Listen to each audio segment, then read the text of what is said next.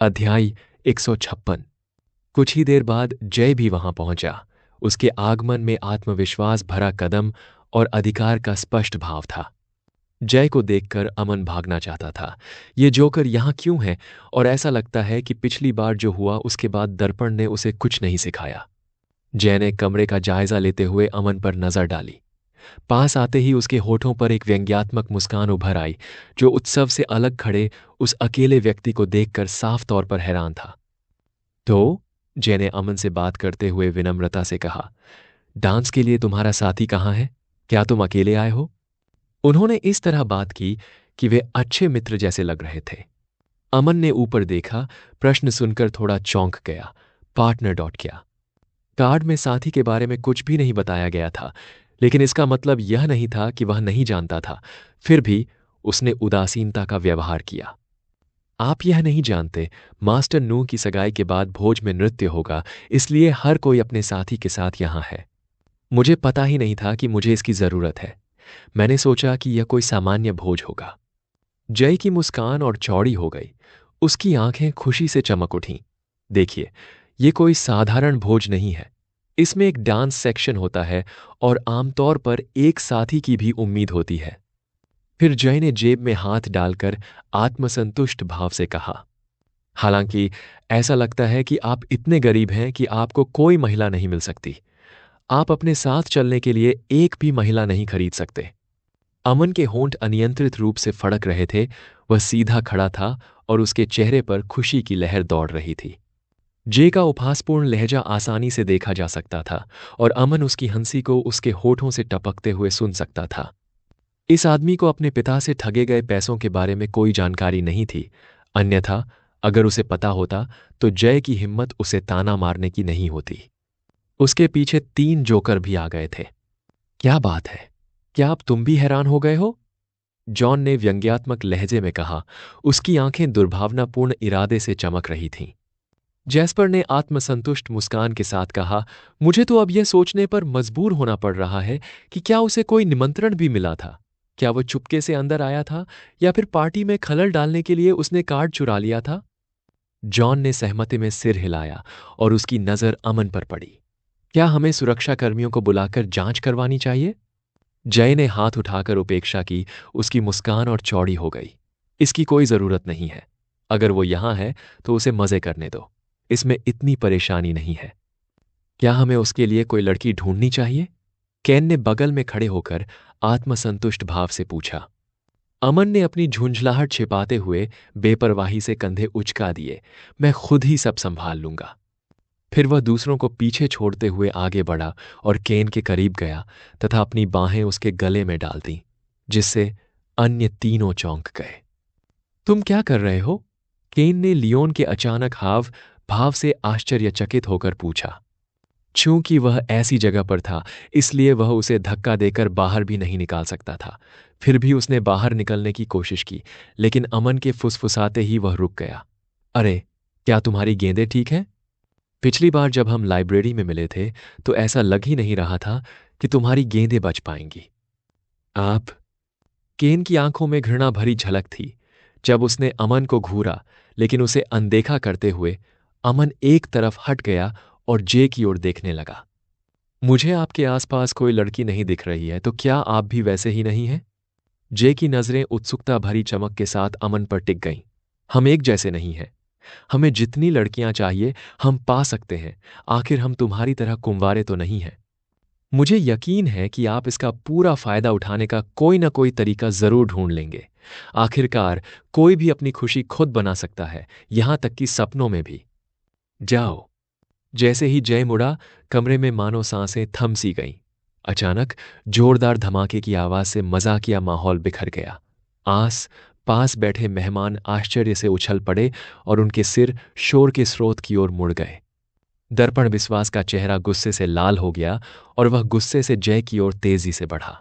भीड़ की बड़बड़ाहट को चीरते हुए उसकी आवाज चीखी, क्या कर रहे हो जय? कभी कभी तुम एक सभ्य इंसान की तरह व्यवहार नहीं कर सकते। हमेशा अश्लील बातें करते रहते हो, बेवकूफ। तुम अमन के लिए परेशानी क्यों खड़ी कर रहे हो? मैं तुमसे कह रहा हूं जय, अगर तुमने इस बार अनावश्यक परेशानी खड़ी की तो मैं तुम्हारे पैर तोड़ दूंगा और तुम्हारा सारा सहारा खत्म कर दूंगा। केन, जॉन और जैस्पर के चेहरे पर उदासी छा गई और दर्पण के चेहरे पर गुस्सा छा गया।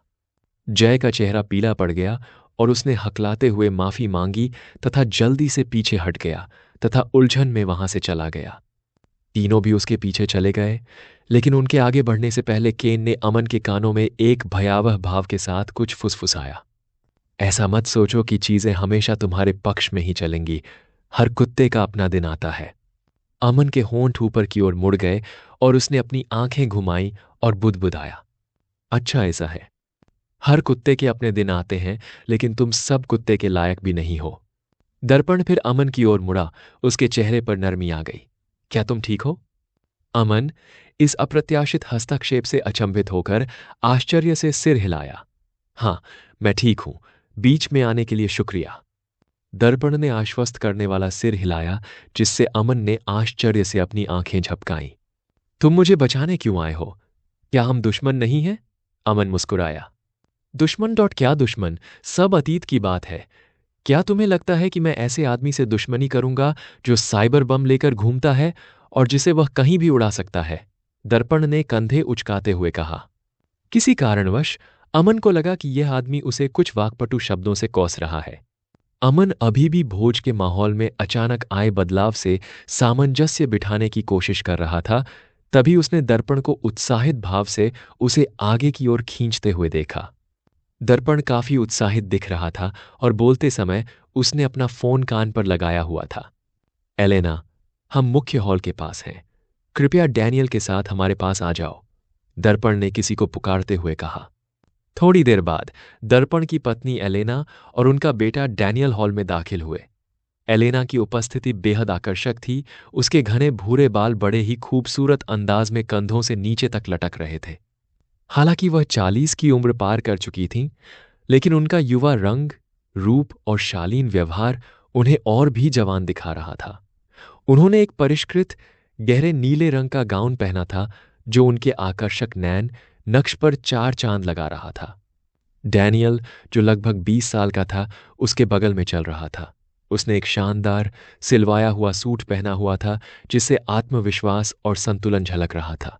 वह एलेना से काफी मिलता जुलता था और काफी सुंदर लग रहा था।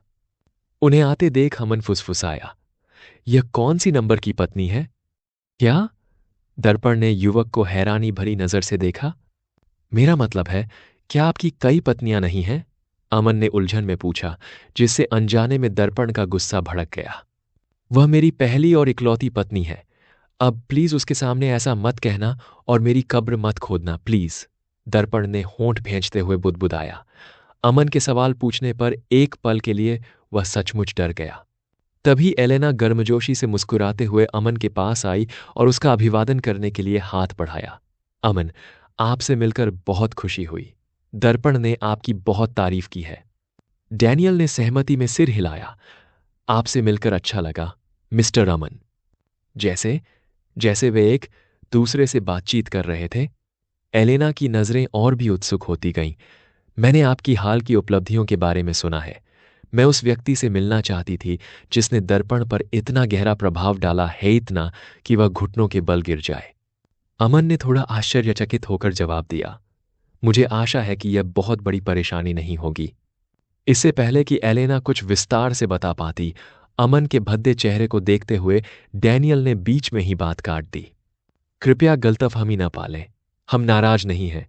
दरअसल हम आपकी इस क्षमता की सराहना करते हैं कि आप इतनी चुनौतियों से बिना सिर झुकाए निपट लेते हैं और सफल होते हैं। यह काफी प्रभावशाली है। एलेना ने सिर हिलाया। उसकी अभिव्यक्ति समझ के साथ नरम पड़ गई। वाकई हम इसे आपके कौशल और दृढ़ संकल्प की निशानी मानते हैं, और इस आदमी को विनम्र होना होगा, वरना वह सोचता है कि आसमान उसका है। यह कहते हुए एलेना ने दर्पण को तीखी नजरों से देखा, जिससे उस आदमी को पसीना आ गया। अमन ने पहले ही उस संक्षिप्त क्षण में आदान प्रदान किए गए हजारों अनकहे शब्दों को देख लिया था, और उसे एहसास हो गया था कि इस गतिशील स्थिति में सत्ता की बागडोर एलेना के हाथ में थी। उनके सहयोगात्मक रवैये से आश्चर्यचकित होकर अमन ने प्रशंसापूर्वक मुस्कुराते हुए कहा, शुक्रिया, यह बहुत मायने रखता है। पहले के तनाव के कम होने के साथ ही समूह में शीघ्र ही गर्मजोशीपूर्ण और आकर्षक बातचीत शुरू हो गई, जिससे शाम का सामाजिक माहौल और भी समृद्ध हो गया। एलेना ने अमन को गर्मजोशी से देखा और डैनियल की ओर मुड़ी। डैनियल, तुम अमन को क्यों नहीं घुमा लाते? वह यहां नया है और उसे थोड़ा जानने में तुम्हारी मदद की जरूरत है। डैनियल ने विनम्रता से मुस्कुराते हुए सिर हिलाया। जरूर मां, मुझे खुशी होगी। उसकी छिपी हुई मुस्कान से डैनियल पहले ही समझ गया था कि उसकी मां उसे अमन से दोस्ती करने के लिए कह रही है। उन्होंने अमन को इशारा किया कि वह उनके पीछे आए और वे भीड़ भाड़ वाले बैंक्वेट हॉल से होकर गुजरे। बाद में जब भोज चल रहा था, डैनियल ने अमन को हॉल के एक शांत कोने में खींच लिया। दोनों एक बड़ी खिड़की के पास खड़े हो गए, जहां से शहर की रोशनी दिखाई दे रही थी, भीड़ भाड़ से दूर। अमन, डैनियल ने गंभीरता से कहा, जय की चिंता मत करो। मेरी तुमसे कोई निजी दुश्मनी नहीं है। मैं उसके जैसा बदचलन नहीं हूं। तुम्हारे और उसके बीच जो भी होगा वह उसके साथ रहेगा। मैंने देखा है कि वह कैसे काम करता है, और सच कहूं तो मुझे नहीं लगता कि वह तुम्हारे समय के लायक है। यहां आपको उसके जैसे सैकड़ों लोग मिल सकते हैं। इन अनावश्यक लोगों से निपटना बेकार है। अमन ने उत्सुकता से भौहें चढ़ाईं। मैं आपकी सराहना करता हूं डैनियल, लेकिन अगर मैं आपकी कुछ मदद कर सकता हूं तो कृपया मुझे बताएं। मैं तो बस एक छोटा सा आदमी हूं इस विशाल योजना में। डैनियल ने हंसते हुए कहा। उसकी आंखें खुशी से चमक रही थीं। एक छोटा आदमी? ब्रू हेवन और नेक्स्ट जेन इनोवेशन का मालिक, जो खुद को छोटा आदमी कहता है? हाँ हाँ, आप झूठ बोलकर किसी को बेवकूफ नहीं बना रहे हैं। सच में इस समय इस स्थान पर कोई भी आपकी बराबरी नहीं कर सकता, है ना? अमन थोड़ा अचंभित जरूर हुआ, लेकिन फिर भी एक शालीन मुस्कान बिखेरने में कामयाब रहा। मैं आपकी बातों से खुश हूं, लेकिन मैं बस वही करता हूं जिसमें मैं सबसे अच्छा हूं, और कुछ भी उतना शानदार नहीं जितना आप इसे बता रहे हैं। डैनियल ने अमन के कंधे पर हाथ रखकर उसे दिलासा दिया। मुझे लगता है कि इसीलिए तुम जानने लायक हो। चलो संपर्क में रहते हैं और देखते हैं कि हम एक दूसरे की कैसे मदद कर सकते हैं। मुझे लगता है कि साथ मिलकर काम करने में बहुत संभावनाएं हैं। इसके साथ ही डैनियल ने अमन को एक गर्मजोशी भरी मुस्कान दी और फिर वे बाकी मेहमानों के पास चले गए। जैसे जैसे शाम बीतती गई, इवैन को लगा कि इसमें नई संभावनाएं छिपी हैं, क्योंकि वह डैनियल जैसे निपुण और सच्चे व्यक्ति के साथ साझेदारी बनाने की संभावना पर विचार कर रहा था, यदि वह वास्तव में वही था जो उसने स्वयं को प्रदर्शित किया था। डैनियल का शांत और संयमित व्यवहार इस बात से स्पष्ट था कि उसने किस प्रकार विचारपूर्वक परिचय दिया और बातचीत में भाग लिया। उन्होंने अमन का परिचय कमरे में मौजूद कई प्रमुख हस्तियों से कराया, जिनमें प्रभावशाली व्यापारिक नेता और प्रमुख सामाजिक हस्तियां शामिल थीं। अमन ने डैनियल के सहज आत्मविश्वास और हर मिलने वाले के सम्मान को देखा। जैसे जैसे वे अपने दौरे पर आगे बढ़ते गए, अमन को डैनियल की उपस्थिति ताजगीपूर्ण लगी, विशेष रूप से उस अहंकार की तुलना में जो उसने जे जैसे दूसरी पीढ़ी के लोगों में देखा था, जो समान विशेषाधिकार प्राप्त पृष्ठभूमि से आए थे। डैनियल का परिपक्व और विचारशील दृष्टिकोण अमन के कॉलेज के दौरान अनुभव किए गए शरारती रवैये के बिल्कुल विपरीत था। उनकी बातचीत के बीच में ही जब उद्घोषक ने नूह का प्रवेश पर स्वागत किया तो पूरा कमरा तालियों की गड़गड़ाहट से गूंज उठा। beatsb.b.ace.r में एक प्रतिष्ठित परिवार था, और यह कहना गलत नहीं होगा कि उत्कल की संपत्ति काफी हद तक उनसे जुड़ी हुई थी। क्या नूह के माता पिता यहां नहीं हैं? अमन ने उलझन में पूछा। अमन की उलझन को भांपते हुए डैनियल ने समझाया, यह वास्तविक सगाई नहीं है। आप हमें इकट्ठा होते हुए देख सकते हैं।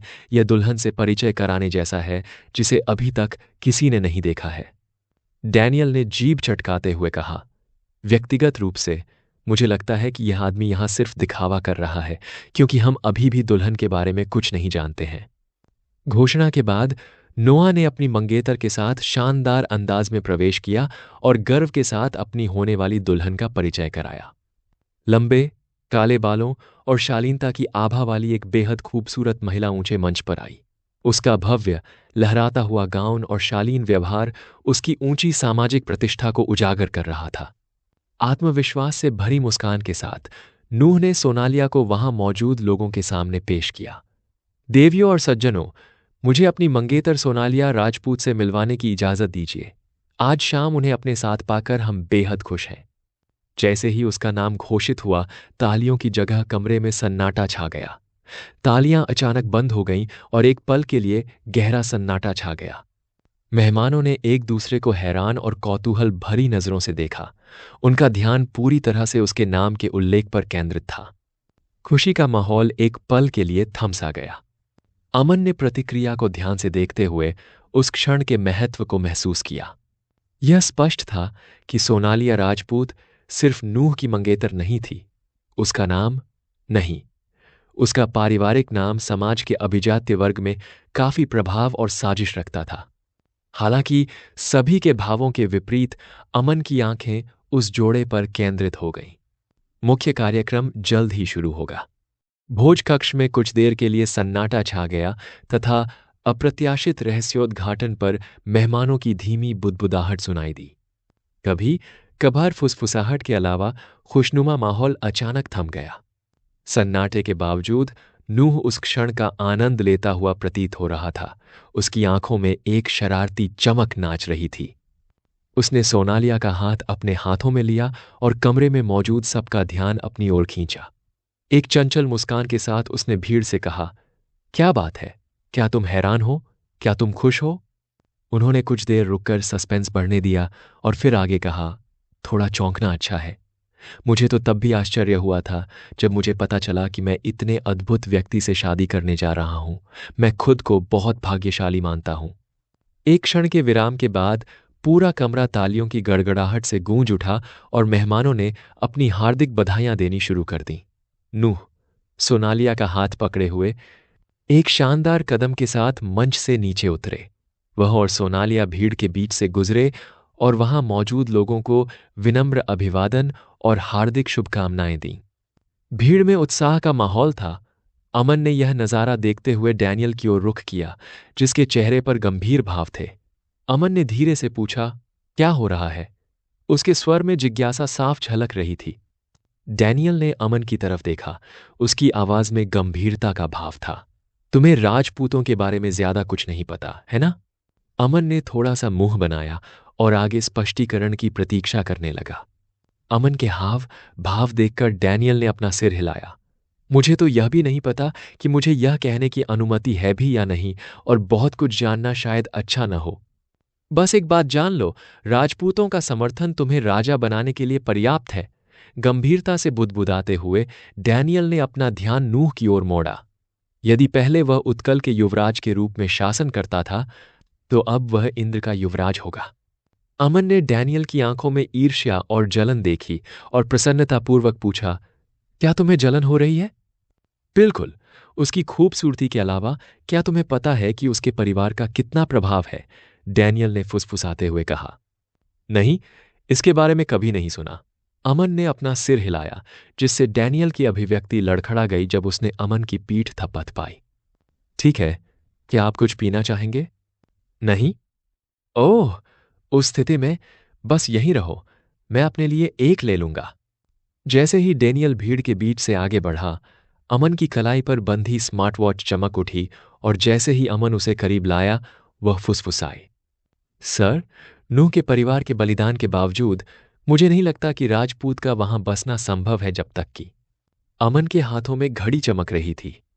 मैं जानता हूं, मेरे इस दोस्त ने जरूर कोई ना कोई हथकंडा अपनाया होगा। मैं उसे बहुत अच्छी तरह जानता हूं। अमन के होठों पर मुस्कान आ गई जब उसने नूह के बारे में सोचा। वह आदमी भेड़ की खाल में भेड़िया था। वो सज्जनता से पेश आता है, सबका सम्मान करता है और एक संत की तरह व्यवहार करता है, लेकिन अंदर से वो एक जानवर से भी बदतर है। एक ऐसा इंसान जो बिना अपने हाथ दागे हमेशा दूसरों का इस्तेमाल करके अपनी हत्याएं करता है। ऐसे लोग बहुत गहराई से छिपते हैं और अमन को नहीं पता था कि लड़की अभिनय कर रही थी या नहीं, लेकिन उसकी अभिव्यक्ति उस लड़की की वास्तविक लग रही थी जो प्यार में थी। जैसे जैसे भीड़ छूटने लगी, बैंक्वेट हॉल का माहौल पहले के उत्साह से हटकर एक सुकून भरे माहौल में बदल गया। अमन ने मेहमानों को आपस में मिलते, झुलते और अपनी अपनी बातचीत में मग्न होते देखा।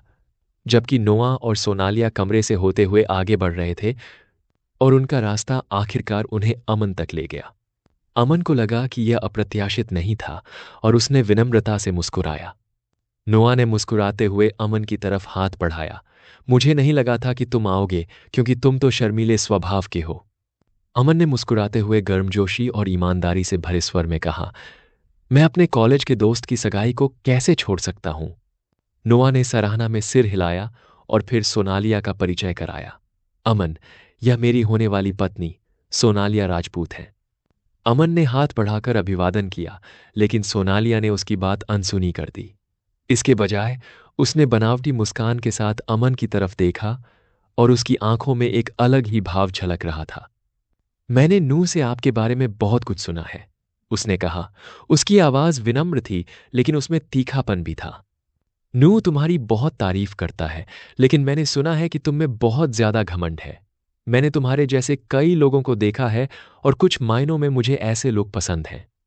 सोनालिया ने अपने होठों को थोड़ा मोड़ते हुए रुककर एक मीठी मुस्कान के साथ पहले नोहा को प्यार भरी निगाहों से देखा और फिर अमन को तिरस्कार भरी नजरों से देखा। नूह घमंडी है, लेकिन उसके पास धन, आकर्षण और कद काठी है जो इसे पुष्ट करती है। ऐसे लोग घमंडी और घमंडी होकर अच्छे लगते हैं, लेकिन दूसरी ओर जो लोग अपनी जगह जाने बिना घमंडी व्यवहार करते हैं, वे सचमुच दयनीय हैं। उसके शब्दों में सम्मान का दिखावा छिपा था, लेकिन साफ तौर पर अमन को नीचा दिखाने की कोशिश थी। उसके मुस्कुराते चेहरे के बावजूद उसकी आंखों में तिरस्कार साफ दिखाई दे रहा था। अमन की मुस्कान थोड़ी लड़खड़ा गई। उसे पता था कि उसे निशाना बनाया जाएगा, लेकिन उसने यह नहीं सोचा था कि निशाना नूह होगा, न कि खुद नूह। अमन को एक क्षण के लिए आश्चर्य हुआ कि क्या वह अब टकराव कर रहा है या चालाकी से खेल रहा है। धिक्कार है, यह कुतिया बहुत परेशान करने वाली है। मन ही मन कोसते हुए अमन अपने होंठ खोलने ही वाला था कि तभी नोहा ने तनाव भांपते हुए जल्दी से बातचीत का रुख बदल दिया। तो अमन, तुम्हारा पार्टनर कहाँ है? मैं उनसे मिलना चाहता हूं। सोनालिया के शब्दों में छिपी शत्रुता को देखते हुए अमन ने अपने शब्द निगल लिए, लेकिन अपना धैर्य बनाए रखते हुए उन्होंने शांति से उत्तर दिया कि आखिरकार दिखावा करने की कोई आवश्यकता नहीं है, क्योंकि बहस करना बेकार है। मेरे पास तो नहीं है, लेकिन मैं आपका अभिवादन आपको बता दूंगा। लगता है तुम्हें कुछ नहीं मिला। सोनालिया की मुस्कान स्थिर रही, लेकिन उसकी नजर अमन से आगे बढ़ चुकी थी, जो उसकी उदासीनता को दर्शाता था। नोहा ने बातचीत जारी रखने की कोशिश करते हुए थोड़ा हंसते हुए कहा, कोई बात नहीं अमन, हमारे यहां कुछ प्यारी लड़कियां हैं, इसलिए आप उनमें से किसी एक को चुन सकते हैं। लेकिन पास आकर उसने अमन की ओर देखा और धीरे से बोला, लेकिन अगर वे तुम्हारे साथ नृत्य नहीं करना चाहते तो उन्हें परेशान मत करो। शुभकामनाएं। नोआ ने अमन को थपथपाया और मुड़ने ही वाला था कि उसने फर्श पर एडियों की तेज आवाज सुनी। किसने कहा कि उसका कोई साथी नहीं है? मैं उसका साथी हूं। हो! अचानक आई ठंडी आवाज ने भोज कक्ष में हो रही बड़बड़ाहट को चीरते हुए वहां उपस्थित सभी लोगों का ध्यान अपनी ओर खींच लिया। सभी के सिर प्रवेश द्वार की ओर मुड़ गए, जहां मंद प्रकाश में एक आकर्षक आकृति खड़ी थी। उस महिला की उपस्थिति बहुत ही प्रभावशाली थी और उसने सभी को अंदर तक हिला दिया था। उसके आकर्षक अंबर रंग के बाल हल्की लहरों में लहरा रहे थे, जो प्रकाश को इस तरह से पकड़ रहे थे कि ऐसा लग रहा था जैसे उनमें आग लगी हो। उन्होंने एक समृद्ध गहरे हरे रंग का गाउन पहना था, जो उनके बालों के साथ पूरी तरह मेल खा रहा था तथा उनकी चमकदार उपस्थिति को और निखार रहा था। गाउन ने उसके शरीर को खूबसूरती से ढोंक रखा था, उसकी सुंदरता को गर्मजोशी और ठंडक के मिश्रण से उभारा था, जो मनमोहक भी था और डराने वाला भी। उसकी उपस्थिति उग्र आकर्षण और बर्फीले परिष्कार का एक मनमोहक मिश्रण थी, जिसने उसे देखने वाले हर किसी पर गहरा प्रभाव डाला। सोनालिया और नोआ की आंखें आश्चर्य से चौड़ी हो गईं, उनके हाव भाव क्षण भर के लिए लड़खड़ा गए जब उन्होंने एक साथ अमन की ओर देखा, फिर उस आकृति की ओर। सूरी? सबका ध्यान अपनी ओर आकर्षित करते हुए सूरी लगभग महान गरिमा के साथ आगे बढ़े। भीड़ सहज ही उसके रास्ते से अलग हो गई। एक स्पष्ट ठंड उसके पीछे चल रही थी, मानो हवा और भी ठंडी हो गई हो। दर्शकों की हांफने और फुसफुसाहट को नजरअंदाज करते हुए सूरी आत्मविश्वास और आश्वस्त कदमों के साथ अमन के पास पहुंची और अपना हाथ बढ़ाकर उसकी बांह को मजबूती से पकड़ लिया। उसकी आंखें तेज और आदेशात्मक थीं। तुम ये क्यों कह रहे हो कि तुम्हारा कोई साथी नहीं है? सूरी की आवाज ठंडी थी, फिर भी अंदर एक जबरदस्त दृढ़ संकल्प था। क्या तुम दिखावा कर रहे हो या बस बेवकूफ बनकर मुझे सामने आकर बयान देने पर मजबूर कर रहे हो? उसकी नजर अमन पर टिकी हुई थी, जिसमें गर्मजोशी और स्नेह का मिश्रण था। कमरे में एक बार फिर सन्नाटा छा गया। अब सभी की निगाहें सूरी पर टिकी थीं, जो अमन के बगल में अपनी जगह ले रही थी। कुछ क्षण रुकने के बाद अमन हल्की हंसी में फूट पड़ा। हां, मैं बस सख्त रवैया अपनाकर सबको चौंकाना चाहता था। सच तो यह है कि अमन को पता था कि नोआ ने सूरी को आमंत्रित किया है। हालांकि वह इस बात को लेकर निश्चित नहीं था कि सूरी आएगी या नहीं, क्योंकि उसका कार्यक्रम बहुत व्यस्त था। औरोरा को शायद पता था, लेकिन चूंकि उसने पूछा नहीं था, इसलिए उसने जवाब नहीं दिया। फिर भी ऐसा लगता है आंटी सेलिना और एलिना ने मुझे बिना किसी कारण के तैयार नहीं किया। सूरी को ऊटी में, नीलगिरी की पहाड़ियों में एक फोटोशूट के लिए होना चाहिए था, लेकिन ऐसा लग रहा था कि वह उड़कर यहां आ गई। अमन ने एक बैकहैंड छोड़ा था, यह जानते हुए कि अगर सूरी वहां पहुंची तो वह जरूर उसका साथ देगी। उसे पूरी तरह यकीन नहीं था कि उनका रिश्ता असल में कैसा था। हालांकि वे अभी तक एक दूसरे के साथ ही नहीं बने थे, फिर भी उसने सूरी की ईमानदारी को पहचान लिया था। जब तक वह उसे पूरी तरह से ठुकराने का मन नहीं बना लेता, तब तक वह किसी और औरत की तलाश में नहीं जाने वाला था। यही कारण था कि उसने किसी की तलाश नहीं की। आखिरकार वह मारिया से भोज में उसके साथ चलने के लिए कह सकता था, और सैम भी सहमत हो जाता, क्योंकि इससे वह कुछ समय के लिए राक्षसी के चंगुल से मुक्त हो जाता, जिससे उसे कुछ राहत मिलती। अमन ने सूरी का हाथ पकड़ा और फिर साहसपूर्वक आगे बढ़ा। सूरी, नोहा से मिलो। वह मेरा दोस्त है और यह उसकी होने वाली पत्नी सोनालिया है। नूह की आंखें घूम गईं। उसे आश्चर्य हुआ कि यह आदमी अब मेजबान की तरह क्यों व्यवहार कर रहा है। सूरी के अचानक प्रवेश और स्थिति को नियंत्रित करने के उसके आदेशात्मक तरीके से आश्चर्यचकित होकर नोआ ने क्षण भर के लिए अपना संयम खो दिया। उसने उसे केवल स्क्रीन पर ही देखा था, वास्तविक जीवन में कभी नहीं, लेकिन उसकी उपस्थिति बिल्कुल उन लोगों की तरह थी जिनके पास बहुत अधिक अधिकार होते थे, जिससे वह वास्तव में चकित हो गया।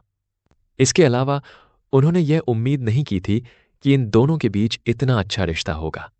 अपनी आंतरिक उथल पुथल को दबाते हुए नूह ने एक गहरी सांस ली और सूरी का अभिवादन करने के लिए आगे बढ़ा। उसके आकर्षक रूप को निहारते हुए उसकी आंखें प्रशंसा से क्षण भर के लिए नम हो गईं। उसने उसे इसलिए बुलाया था ताकि अमन को उसकी औकात दिखा सके और यह सुनिश्चित कर सके कि वह उसकी दयनीय हालत पर गौर करे। लेकिन आज वह अपनी मानसिकता बदलने वाला था। एक क्षण के लिए नूह उसकी अलौकिक सुंदरता से मंत्रमुग्ध हो गया। उसे सूरी एक दिव्य देवी लग रही थी। उसकी उपस्थिति मात्र से ही एक अलौकिक अनुग्रह झलक रहा था, जिसने उसे अंदर तक झकझोर दिया। उसकी सुंदरता का आकर्षण और उसकी निगाहों में प्रबल दृढ़ संकल्प ने उसके भीतर कुछ ऐसा जगा दिया कि वह अनायास ही उसके करीब आ गया। बिना कुछ सोचे समझे नूह ने उसे गले लगाने और उसका अभिवादन करने के लिए अपनी बाहें फैला दी। लेकिन जैसे ही वह आगे बढ़ा, अमन की आंखें ठंडी हो गईं। उसने एक सूक्ष्म लेकिन मजबूत पकड़ के साथ सूरी का हाथ थाम लिया, जिससे उसके और नोआ के बीच एक सुरक्षात्मक दीवार बन गई। उसे इस तरह देखकर सूरी के होठों पर एक मुस्कुराहट फैल गई, जो स्पष्ट रूप से अमन के हाव भाव की सराहना कर रही थी। सूरी ने अपना ध्यान वापस नोहा की ओर मोड़ा। उसका स्वर विनम्र मगर दृढ़ था। माफ करना नोहा, एक सेलिब्रिटी होने के नाते मैं किसी भी नकारात्मक चित्रण से बचने के लिए एक निश्चित दूरी बनाए रखना पसंद करती हूं। क्या यह सही नहीं है सोनालिया? सोनालिया, जो पल पल बढ़ती हुई झुंझलाहट के साथ यह सब देख रही थी, ने सूरी को नीचा दिखाने का मौका गंवा दिया। सूरी से बात करते हुए उसके होंठ व्यंग्यात्मक भाव से मुड़ गए। क्या तुम्हें नाच गाना नहीं करना चाहिए? तुम कब शुरू करोगे? हो सके तो मैं अभी प्रदर्शन देखना चाहूंगी। सूरी की हंसी हल्की और सहज थी। आप गलत हैं। मुझे यहां बुलाया गया था, किसी प्रस्तुति के लिए नहीं। मुझे बाकायदा निमंत्रण पत्र मिला था और मेरी नीति है कि मैं ऐसे आयोजनों में मंच पर प्रस्तुति नहीं दूंगा। सोनालिया का चेहरा झुंझलाहट से काला पड़ गया, लेकिन इससे पहले कि वह कुछ कह पाती, नोहा ने तनाव कम करने के लिए बीच में आकर कहा, चलो इसे बहस में न बदलें। सूरी यहाँ मेरी मेहमान है और उनकी उपस्थिति सराहनीय है। हम सब बिना किसी अनावश्यक ड्रामे के शाम का आनंद ले सकते हैं। अमन ने सहमति में सिर हिलाया। उसकी आंखें अब भी तेज थीं, पर अब उनमें थोड़ी सी खुशी भी थी। बिल्कुल, चलो जश्न मनाने और शाम का भरपूर आनंद लेने पर ध्यान केंद्रित करते हैं। तनाव कुछ कम होने के बाद भीड़ फिर से घुलने मिलने लगी। हालांकि माहौल में अभी भी टकराव की गहरी भावनाएं थीं। नूह और सोनालिया ने एक दूसरे को देखा। उनकी पिछली बेचैनी कुछ पल के लिए भूल गई और वे अपना संयम वापस पाने और शाम के जश्न में आगे बढ़ने की कोशिश करने लगे। हालांकि जब वे दूसरों का अभिवादन करने के लिए वापस चले गए तो नोआ ने अमन को घूरा और फिर किसी को इशारा किया कि अब शुरू करो। अमन की भौहें तन गईं जब उसने देखा कि सूरी उसकी तरफ मुस्कुरा रही है। क्या क्या तुम्हें जलन हुई थी जब नूह ने मेरा हाथ पकड़ने के लिए आगे कदम बढ़ाया था? उसने शरारत से चिढ़ाते हुए पूछा। बिल्कुल नहीं, मुझे जलन क्यों होगी? मैं तो बस तुम्हें याद दिला रहा था कि नूह के करीब मत आना। अगर तुम गले लग जाती तो वह इस मौके का फायदा उठाकर अच्छा महसूस करता। अमन ने घृणा से जीभ चटकाते हुए बुदबुदाया। उफ! अमन की नजरें चुराते देख सूरी हंस पड़ी और उसकी बाहों पर अपनी पकड़ और मजबूत कर ली। तो क्या यह ठीक रहेगा कि मैं दूसरों का स्वागत गले लगाकर करूं? अमन सहज भाव से जवाब देने ही वाला था, लेकिन उसने अपनी बात दबा ली और बस उसे एक नजर देखा और उसकी खामोशी ने उसे और भी जोर से हंसाया। मुझे पता था तुम ईर्ष्यालु हो। मैं नहीं हूं, तुम हो। इस बीच डैनियल, जो शराब का गिलास लेकर लौटा था, एक क्षण के लिए स्तब्ध रह गया और अचानक घटनाक्रम को देखकर उसके मुंह से शराब लगभग गिर ही गई और वह चिल्ला उठा। मैंने अभी क्या देखा? यह देखकर कि नोआ अमन की ओर आ रहा है और उसके पीछे सूरी भी आ रहा है, भीड़ एक क्षण के लिए रुक गई और कुछ देर के लिए उस युवक की ओर उत्सुकता भरी निगाहों से देखने लगी। उपस्थित लोगों में से अधिकांश ऐसे लोग थे जो अपने स्वयं के व्यवसाय की देखभाल में व्यस्त थे और जब तक आवश्यक न हो शायद ही कभी रीलों और सोशल मीडिया पर स्क्रॉल करने में समय बिताते थे, इसलिए कई लोग उन्हें पहचान नहीं पाए। डैनियल, जो अभी भी सदमे में वहां खड़ा था, अमन के पल को खराब करने या उसे देखने के लिए रुकने के बीच उलझा हुआ था। यह लड़का कौन है? इसका चेहरा कितना सुंदर है? क्या यह किसी बड़े परिवार से है जो सुर्खियों से दूर रहता है? पास खड़े किसी ने पूछा। यह सुनकर डैनियल ने उस आदमी की ओर देखा और कहा, सर, क्या आपने नेक्स्ट जेन टेक के बारे में नहीं सुना है? अगली पीढ़ी की तकनीक? उस आदमी ने कुछ देर सोचा और फिर चौंकर बोला, ओह हाँ, अब मुझे याद आ गया। वे होलोलेंस के साथ मिलकर वीआर बना रहे हैं। मैं इसे कैसे भूल सकता हूं, क्योंकि मेरा बेटा इसे पाने के लिए बेताब है, लेकिन अफसोस कि इसे पाना अभी भी आसान नहीं है। हाँ, मेरे साथ भी यही हुआ। मेरी बेटी ने तो धमकी भी दी कि जब तक मैं उसे एक नहीं खरीद दूंगा वह मुझसे बात नहीं करेगी, लेकिन मैं क्या कर सकता था? वे अभी आधिकारिक तौर पर बिक्री पर नहीं है। पहला आदमी रुका और अमन को अजीब नजर से देखा, फिर डैनियल की ओर देखा। तो आप कह रहे हैं कि यह आदमी वहां काम करता है? क्या वह नेक्स्ट जेन टेक में किसी ऊंचे पद पर है? डैनियल के होंठ फड़कने लगे और एक आं भरते हुए उसने धीरे से कहा, वह इसका मालिक है। क्या? कौवे चौंक कर चिल्ला उठे, लेकिन डैनियल ने वहीं रुककर तमाशा देखने का फैसला किया। नूह की बातचीत को देखते हुए उसे यकीन था कि आज का कार्यक्रम मजेदार होने वाला है। जैसे ही सूरी और अमन ध्यान का केंद्र बने, हॉल का माहौल नाटकीय रूप से बदल गया। भीड़ में से कुछ मेहमान, जो सूरी की प्रतिष्ठित पृष्ठभूमि से वाकिफ थे, उत्सुकता से उनकी ओर बढ़े। उनके कुलीन वंश के बारे में मेहमानों के बीच कानाफूसी फैल गई, जिससे उनकी पहले से ही प्रभावशाली उपस्थिति में विस्मय और श्रद्धा का भाव और बढ़ गया। सोनालिया, सूरी की अचानक प्रमुखता से अभिभूत महसूस कर रही थी। उसने अपनी हताशा को छिपाने की कोशिश की और सूरी की ओर तिरस्कार भरी नजर से देखा, लेकिन नोहा ने उसे रोक दिया, जिसने उसके कंधे पर अपना शांत करने वाला हाथ रखा। चिंता मत करो, वह धीरे से बोला, हम जल्द ही सबका ध्यान अपनी ओर खींच लेंगे। शाम के मेजबान नोहा और सोनालिया मेहमानों का ध्यान अपनी ओर खींचने के लिए शान से मंच के केंद्र में आए। वे अभ्यास से ही सहजता से सुर्खियों में आ गए। जैसे ही संगीत की मधुर धुनें वातावरण में गूंजने लगीं, कमरे में उत्सुकता का सन्नाटा छा गया। एक दूसरे के करीब खड़े नूह और सोनालिया की नजरें एक दूसरे को समझने में लग गईं। एक खूबसूरत अंदाज में नोआ ने सोनालिया का हाथ थामा और उसे डांस फ्लोर पर ले गया। संगीत की धुनें तेज होती गईं और उसकी रोमांटिक धुनें शाम का माहौल बना रही थीं। जैसे ही वे नाचने लगे, नोआ ने सोनालिया की आंखों में गहराई से देखा, एक अंगूठी निकाली और फिर दर्शकों को एक भावुक भाषण दिया। देवियों और सज्जनों, आज रात प्रेम और एकता का उत्सव है। सोनालिया की उंगली में यह अंगूठी पहनाते हुए मैं यह बताना चाहता हूं कि वह मेरे लिए कितनी मायने रखती है। सोनालिया, तुम न केवल मेरी जीवन संगिनी हो, बल्कि मेरी सबसे अच्छी दोस्त भी हो। यह अंगूठी तुम्हारे प्रति मेरी प्रतिबद्धता और तुम्हें हमेशा संजोकर रखने और समर्थन देने के मेरे वादे का प्रतीक है। तुम मेरे जीवन में खुशियां और अनुग्रह लाती हो, और यह क्षण तुम्हारे साथ साझा करते हुए मुझे बहुत गर्व हो रहा है।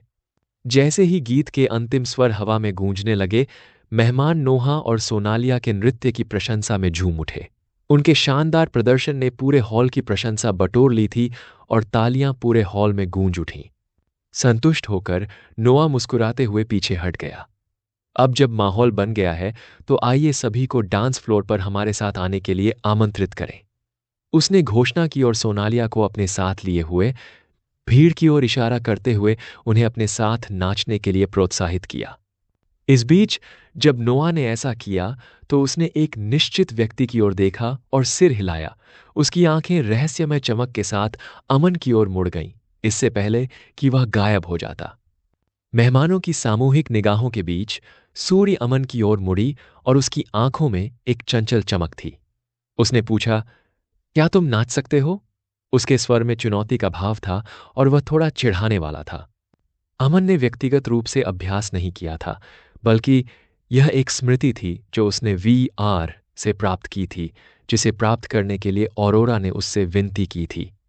एक बार जब उसे ज्ञान मिल गया, तो उसे बस अपने शरीर को थोड़ा हिलाना था और अमन अब जाने के लिए तैयार था। अमन ने सूर्य की उत्सुक निगाहों को देखा और मंद मंद मुस्कुराया। मैं कर सकता हूं, अमन ने सरलता से उत्तर दिया। सूरी के होठों पर एक आनंदमय मुस्कान फैल गई। बिना किसी हिचकिचाहट के उसने उसका हाथ पकड़ा और उसे डांस फ्लोर के बीचों बीच ले गई। जैसे ही वे अन्य लोगों के साथ शामिल हुए, आर्कटिक मंकीज का गाना आई वाना बी योर्स बजने लगा, जिसके रोमांटिक बोल वातावरण में गूंजने लगे। मैं तुम्हारा वैक्यूम क्लीनर बनना चाहता हूं, आपकी धूल में सांस लेना। मैं आपकी फोर्ड कॉटना बनना चाहता हूं, मुझ में कभी जंग नहीं लगेगा। क्या तुम्हें कल सुर्खियों में आने से डर लग रहा है? क्या इससे तुम्हें परेशानी होगी? सूरी ने पूछा। उसकी निगाहें स्थिर थीं और उसने अपना सिर उसके कंधे पर टिका दिया। उसकी आंखें गर्मजोशी से भरी थीं, फिर भी जिज्ञासा से भरी थीं। अगर आपको कॉफी गर्म पसंद है, मुझे अपना कॉफी पॉट बनने दो। इससे कोई फर्क नहीं पड़ता, अमन ने उत्तर दिया। उसका स्वर शांत और आश्वस्त करने वाला था। उसने उसे अपने करीब रखा तथा आत्मविश्वास के साथ उनके कदमों का मार्गदर्शन किया। तुम ही फैसले लेती हो बेब, मैं बस तुम्हारा होना चाहता हूं। मैं कैसी लग रही हूं? सूरी ने पूछा, अपनी आंखें घुमाते हुए, उसकी प्रतिक्रिया की प्रतीक्षा करते हुए, जिज्ञासा से चमक रही थी। मैंने अपने दिल में जो राज रखे हैं, जितना मैंने सोचा था उससे अधिक छिपाना कठिन है। एक देवी की तरह सुंदर, अमन ने कहा। उसकी आवाज प्रशंसा से भरी थी। उसके होठों पर एक सौम्य मुस्कान थी, क्योंकि उसने सावधानी से अपना हाथ उसकी पीठ पर रख दिया था। उसका दिल, जो हमेशा सामान्य और उदासीन रहता था, अब जोर जोर से धड़क रहा था। यह कहना झूठ नहीं होगा कि वह घबराया हुआ नहीं था। कभी कभी उसे आश्चर्य होता था कि किसी से लड़ना आसान क्यों लगता है, लेकिन इस मामले में उसे घबराहट क्यों होती है। शायद इसलिए कि दिल के मामले में वह बिल्कुल नौसिखिया था। शायद मैं बस तुम्हारा होना चाहता हूं, मैं तुम्हारा होना चाहता हूं, मैं तुम्हारा होना चाहता हूं। फरिश्ता नहीं, सूरी ने मजाकिया लहजे में अपनी भौहें उठाते हुए चिढ़ाते हुए कहा। जैसे ही वह उसके करीब झुकी, उसकी गर्म सांसें उसके कान पर पड़ रही थीं। मुझे अपना लेक्सीमीटर बनने दो, और मैं कभी भी खत्म नहीं होऊंगा। मुझे पोर्टेबल हीटर बनने दो, इसके बिना तुम्हें ठंड लग जाएगी।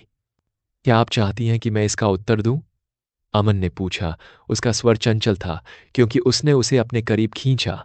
उनकी हरकतें संगीत के साथ पूरी तरह तालमेल में थीं। मैं तुम्हारा सेटिंग लोशन बनना चाहता हूं। अपने बालों को गहरी भक्ति में थामे रखें। कितनी गहरी? कम से कम प्रशांत महासागर जितना गहरा। अब मैं तुम्हारा होना चाहता हूं। क्या तुम नहीं कर सकते? सूरी ने उत्तर दिया। उसकी आवाज में शरारत का भाव था। जब उसने उसकी ओर देखा, उसके होठों पर एक जानकार मुस्कान थी। मैंने अपने दिल में जो राज रखे हैं, जितना मैंने सोचा था उससे छिपाना अधिक कठिन है। शायद मैं बस तुम्हारा होना चाहता हूं। मैं तुम्हारा होना चाहता हूं। मैं तुम्हारा होना चाहता हूं। मैं नहीं कर सकता क्योंकि कोई भी शब्द न्याय नहीं कर सकता, अमन ने कहा। उसकी आवाज गंभीर और स्नेह से भरी हुई थी। वे अपनी ही दुनिया में खोए हुए नाचते रहे। तुम्हारा होना चाहता हूं। तुम्हारा होना चाहता हूं। तुम्हारा होना चाहता हूं। तुम्हारा होना चाहता हूं। तुम्हारा होना चाहता हूं। तुम्हारा होना चाहता हूं। वाह! अमन और सूरी को पूर्ण सामंजस्य के साथ नृत्य करते देख सभी के होठों से जयकार निकल पड़ी। जैसे ही सूरी अमन के साथ एक बेहतरीन सिम्फनी में नाच रही थी, उसका दिल जोर जोर से धड़क रहा था, मानो उसने पहले कभी ऐसा महसूस न किया हो। उसके गालों पर गहरी लाली छा गई और उसने महसूस किया कि उसका चेहरा एक ऐसे एहसास से भर गया है जिसे उसने शायद ही कभी खुद को महसूस करने दिया हो। यह सब अमन के लिए उसके अपराधबोध से शुरू हुआ। एक ऐसे व्यक्ति के रूप में जिसने खुद एक कठिन बचपन का अनुभव किया था, उसे अमन की पृष्ठभूमि के बारे में पता चलने पर बहुत अपराधबोध और दुख हुआ, जिसे उसने अनदेखा किया था। वह उससे सुलह करना चाहती थी और उसकी मदद करना चाहती थी, लेकिन उसे देखते हुए वह मंत्रमुग्ध हुए बिना नहीं रह सकी। जितना अधिक वह उसे देखती, उतना ही अधिक वह उसकी प्रशंसा करने लगती। और अब पहली बार उसने अमन को न केवल एक अच्छे दोस्त के रूप में देखा, बल्कि एक ऐसे व्यक्ति के रूप में भी देखा जिसने उसके भीतर कुछ गहरा जगाया था।